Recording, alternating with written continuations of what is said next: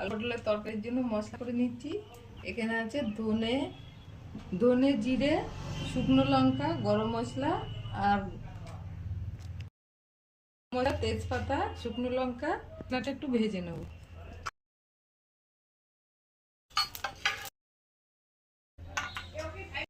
মশলাটা বেটে নেব।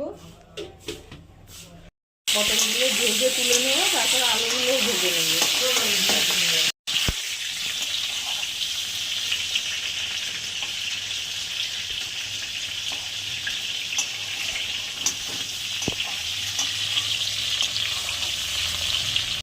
মাঝখান থেকে আমি চিড়ে দিয়েছি তেল মশলা ঢোকার জন্য।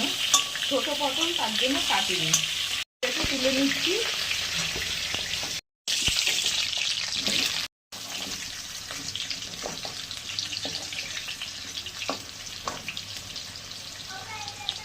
হয়ে গেছে, এবার এর মধ্যে একটু ফোড়ন দেব।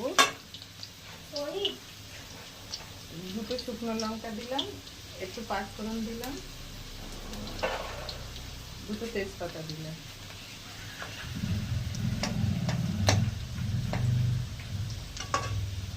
দিলাম পরিমাণ মতো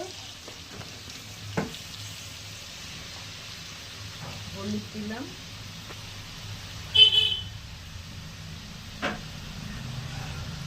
আর একটু গুঁড়ো গুড় দিলাম।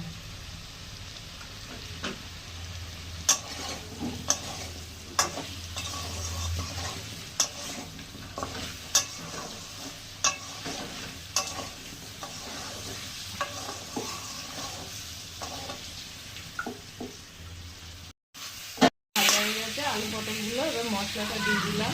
একটা টমেটো পেস্ট করে দিয়েছি এর মধ্যে।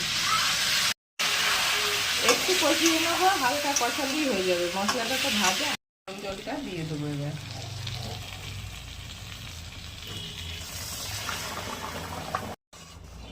একটু ঝোল ঝোল করবো, আলু পটলের ঝোল।